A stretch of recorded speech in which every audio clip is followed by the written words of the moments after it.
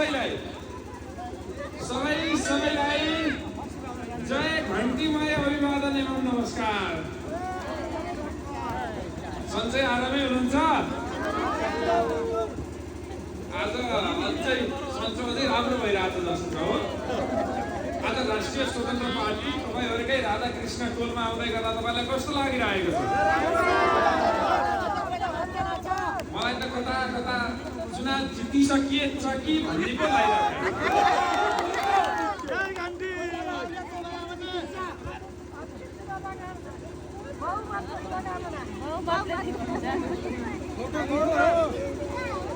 Vote केमा? Vote केमा? Vote केमा?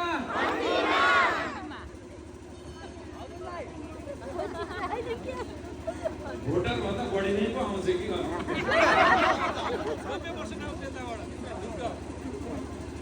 पछिल्लो समयमा देशमा देखिएको व्यतिथि कुसंस्कार र विकृत राजनीतिक अभ्यासमा हामी साह्रै नै आक्रान्त भयौँ। यसभन्दा अगाडि हामीले 5 वर्षको लागि भनेर हाम्रा जनप्रतिनिधिहरूलाई सदनमा पठाउने गरेर हामीले एउटा जिम्मेवारी गहन जिम्मेवारी सुम्पियौँ। तर देश र जनताको हकिका लागि काम गर्ने भन्दा 2 जना व्यक्ति राज्यका 2 ठुला दलका 2 जना व्यक्ति मिल्यो भने राज्य सत्ता सिङ्गो कब्जा गर्न सकिन्छ। देश र जनताप्रति कुनै उत्तरदायी हुनु पर्दैन। बस राजनीतिको खेलमा मात्रै रमाउन सकिन्छ भन्ने जुन खालको विकृत अभ्यास पुराना राजनीतिक दलको उहाँहरूको जुन नेतृत्वबाट देखियो, त्यो नेतृत्वले अन्तत्वगतको देशमा एउटा ठुलो विस्फोट लिएर आयो।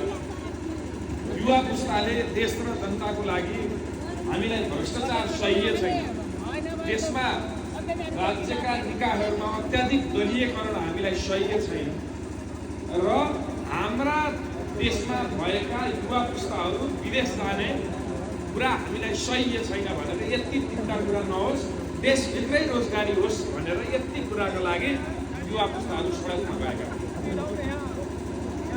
तर तत्कालीन सरकारले होइन, तिमीले उठाएको माग गलत छ, भ्रष्टाचार हामीले गर्न पाउनुपर्छ, हामी राज्यका सबै निकायहरू किनबेच गर्न पाउनुपर्छ, अत्याधिक दलीयकरण गर्न पाउनुपर्छ र तिमीहरू नेपालमा बस्ने होइन विदेशै जान पर्छ भन्ने खालको प्रवृत्ति देखाएर तिमीहरूले उठाएको माग गलत हो भनेर सबै युवाहरू सडकमा उठेका युवाहरूलाई तपाईँ हाम्रा छोरा नातिलाई त्यो सरकारले गोली हान्न पनि पछाडि पर्यो। ती को? ती हाम्रै, तपाईँ हाम्रै छोरा नाति हो, तपाईँ हाम्रै भाइ भतिज हो। यस टोलको आमा बुवाको कोख वृद्धिएको नहोला, तर कुनै न कुनै टोलको आमा बुवाको कोख वृद्धिएको छ।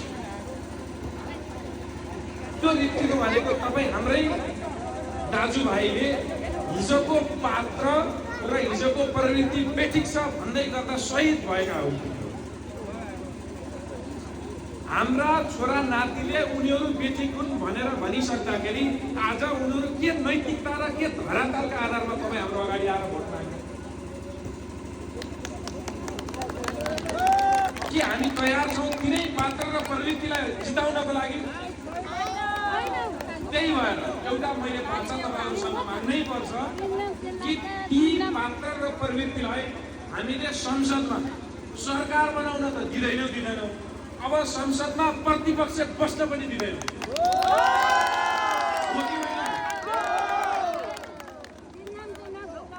कुनै व्यक्ति वा कुनै दलले सधैँ चुनाव जितेर गइरहने तर जनताले सधैँ चुनाव हारिरहने यस्तो खालको विकृति र यस्तो खालको विकृत निर्वाचनबाट हामी आजित भइसकेका छौँ। हिजोसम्म हामीसँग विकल्प थिएन, खाए खा नखाए गीत भने जस्तो 2टा मध्ये एउटा राजनीतिक दललाई चुन्नै पर्यो। तर आज हामीसँग विकल्प छ। राष्ट्रिय स्वतन्त्र पार्टीका सभापति रवि लामिछानेज्यूले यिनीहरूले यही विकृति गरेका छन् भनेर उहाँ राजनीतिमा आउनुभएको। तर यिनीहरूले हिजोका दिनमा 77 जना मान्छेलाई गोली हान्न सक्ने, रगतको खोलो बोलाउन सक्ने मान्छेहरूले 1 व्यक्तिलाई खुनामा राख्नु के कुरा थियो यिनीहरूको लागि? त्यो त हामीले बुझेका छौँ। त्यो त हामीले बुझेका छौँ। त्यही भएर त्यो विकृत राजनीतिक अभ्यासलाई हामीले हटाउनका लागि अहिले राष्ट्रिय स्वतन्त्र पार्टीले देशैभरिबाट अब्बल व्यक्तिहरू चुनावमा उठाएको छ।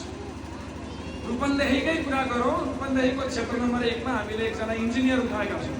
2 मा कानुन बुझेको, भोलिका दिनमा सदनमा गएर के कस्तो कानुन लेख्नु पर्नेछ, भ्रष्टाचारीलाई आजीवन थुन्ने कानुन चाहिएको छ देशमा। राज्यका निकायहरू कब्जा गर्ने विरुद्ध छुट्टै कानुन चाहिएको छ। कुनै व्यक्ति कतिचोटि सांसद हुने, कतिचोटि मन्त्री हुने र कतिचोटि प्रधानमन्त्री हुने, त्यो कुरा रोक्ने कानुन चाहिएको छ देशमा। देशमा त्यस्ता कानुन चाहिएको छ भनेर राष्ट्रिय स्वतन्त्र पार्टीले मलाई यहाँ उठाएको छ। क्षेत्र नम्बर 3 मा एकजना डाक्टरलाई हामीले चुनावमा उठाएका छौँ। 4 मा हामीले एकजना पूर्व प्रदेश सांसदलाई हामीले चुनावमा उठाएका छौँ। 5 मा हामीले अर्को इन्जिनियरलाई चुनावमा उठाएका छौँ। राष्ट्रिय स्वतन्त्र पार्टीले के कुरा बुझेको छ भने देश विकास गर्नु छ भने नेता होइन, काम गर्ने कामदारहरू चाहिएको छ। यदि तपाईँ हामी अन्य राजनीतिक दलमा हुन्थ्यौँ, म स्वयं एउटा अन्य राजनीतिक दलमा हुन्थेँ भने त्यो राजनीतिक दलको सदस्यता लिन मलाई गाह्रो पर्थ्यो। त्यही भएर आज तपाईँहरूले भोलि फागुन 21 गते केही दिनपछि आउँदैछ, अब 10 दिन 11 दिनपछि आउँदै गरेको चुनावमा तपाईँहरूले कुनै नेतालाई होइन, तपाईँ हाम्रै भाइ भतिज र नातिलाई जिताउँदै हुनुहुन्छ। एक काम गर्ने कामदारलाई तपाईँ जिताउँदै हुनुहुन्छ र एकजना नागरिकलाई तपाईँले पहिलोचोटि जिताउँदै हुनुहुन्छ। म कुनै अस्वस्थ प्रतिस्पर्धा गर्न यहाँ आएको होइन। कुनै व्यक्तिलाई लाग्दो होला चुनाव जसरी नै जितिन्छ, खोलामा जसरी पैसा बगाएर जितिन्छ भने देशैभरिका नेताहरूलाई कतिलाई लाग्यो होला। अब त्यस्तो हुनेवाला छैन, किनभने राष्ट्रिय स्वतन्त्र पार्टीले विकल्प र सुसंस्कृत राजनीति सुरुवात गरेको छ। त्यही भएर अन्त्यमा देश र जनताको हकितका लागि हामी लामो यात्रा हिँड्नुपर्नेछ। त्यसको सुरुवात मैले रूपन्देही क्षेत्र नम्बर 2 मा उठेर आफै स्वतन्त्र पार्टीको उम्मेदवारको रूपमा म यहाँ उभिएर तपाईँहरूसँग मत माग्दैछु। तपाईँहरूले जिताउनुहुन्छ भन्ने मैले पूर्ण आश लिएको छु। मेरो अर्को पनि तपाईँहरूलाई विनम्रतापूर्वक अनुरोध छ, प्रत्येक दिन बिहान उठेर पूजाआजा गर्नु होला। प्रत्येक दिन बिहान उठेर पूजाआजा गर्नु होला। कतिपय क्षेत्रमा म जाँदै गर्दा केही श्रीमानहरू आफ्नै घरका श्रीमतीसँग बिहान बिहान रिसाउँछन् रे भन्ने पनि थाहा पाएँ। किन रिसाएका हुन् मलाई थाहा छैन। घन्टी बजाएर हो। अब तिनीहरू फागुन 21 गतेको मतपत्रको पेटिकाभित्रको त्यो मतपत्र गनिसक्दाखेरि त कति रिसाउने हुन् भन्ने कुरा चाहिँ हामीलाई थाहा छैन।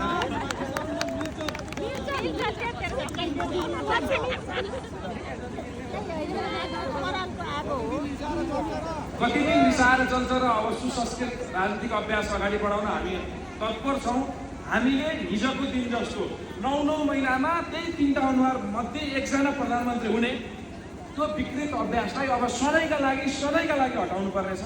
त्यही भएर हामीले 35 वर्षको युवा कोही व्यक्ति परको व्यक्ति होइन, तपाईँ हाम्रो समाजको व्यक्ति हो, तपाईँ हाम्रो साथी हो पनि।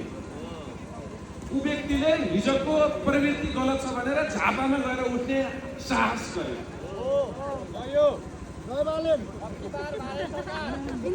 म पनि त्यसमै गरेर केही प्रवृत्ति गलत छ भनेर रूपन्देही क्षेत्र नम्बर 2 बाट उठ्ने प्रण गरेँ। मलाई आशा छ तपाईँहरूले घन्टे चुनाव चिन्हमा मत हालिदिएर मलाई विजय गराउनुहुन्छ।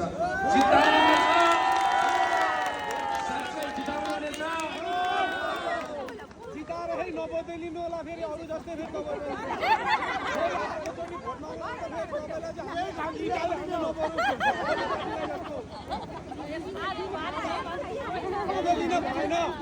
अन्त्यमा तपाईँ हाम्रा गाउँ समाज सहरमा केही आफ्ना छुट्टै मौलिक समस्याहरू पनि छन्।